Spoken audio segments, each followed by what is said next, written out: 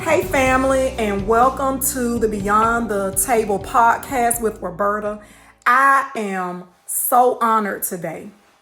You know how you have those special people in your life that they make a big difference, they make a big impact. Well, guess what? I have my spiritual father today at the table with me, and I am super excited to have this conversation with him about fatherhood and what it means. So let's get into this conversation.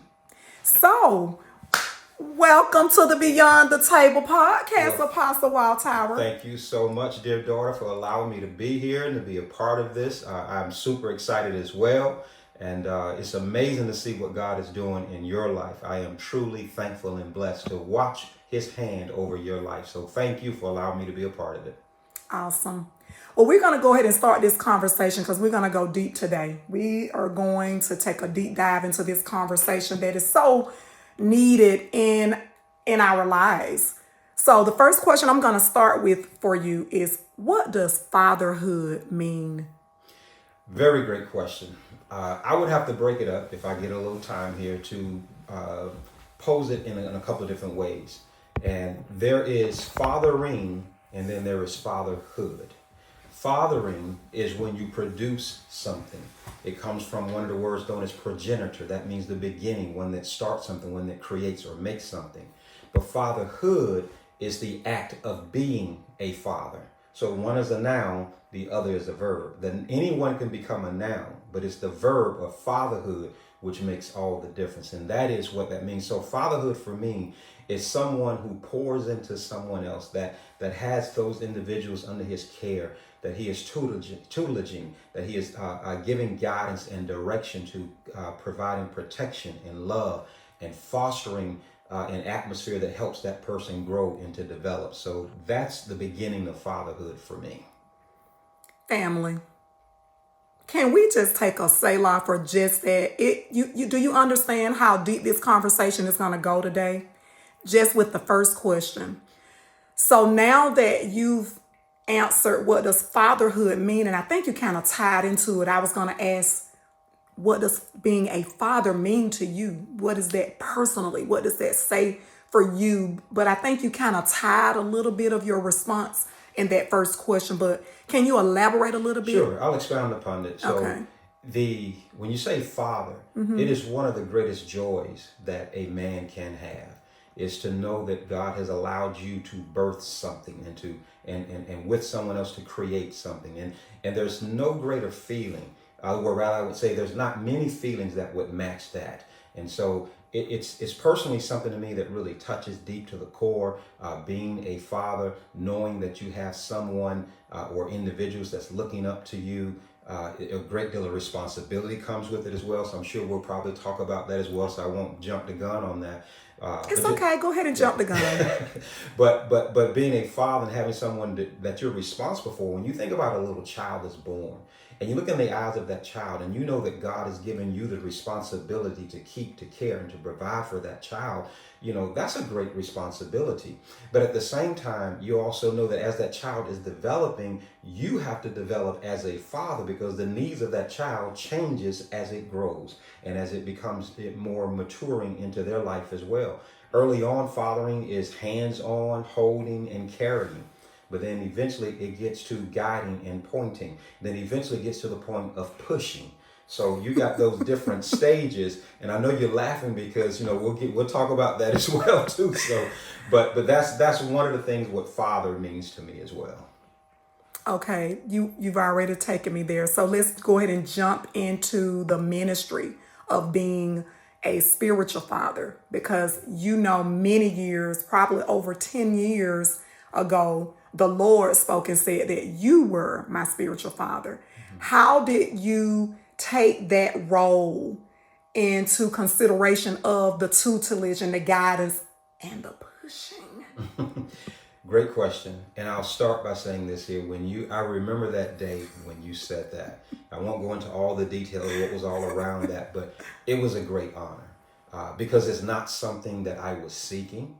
It was not something that I was prodding or trying to guide a person, or you, in this particular case, yourself to. It came out of the depths of your heart. If I can back up a minute before I get directly Yes. into that question, Yes. is this here. There are three aspects as to what could make a person a father. One is biological birth. A man and a woman coming together and they procreate, a child is born. In that example, neither one has the opportunity to choose what they're going to get. The parent doesn't choose the child doesn't choose the parent. Then you have the adoptive father, a father who adopts a child. In that case, the father and or the mother, they have the opportunity to choose which child they want to adopt. But then you have the spiritual father-daughter, father-son relationship. In neither case, neither one of them has to independently make that decision. In other words, it is a decision that grows organically. And so if all of the three stages of fatherhood, whether it's biological, whether it's through adoption, or whether it's through spiritual parenting, the spiritual parenting to me is one that wherein both individuals get an opportunity to say, I want you. And to me, that is so special to come to a point in life that wherein you see and you realize there is someone who I want to be a spiritual parent to me. And then on the reverse side of that, the spiritual parent is saying, this is someone who I would want to be a spiritual daughter to me. And so so now getting back to the spiritual parenting part of the spiritual father, it's something that I believe that we grow into. As I said, it's an organic thing. And just using you as an example, we served in ministry for years.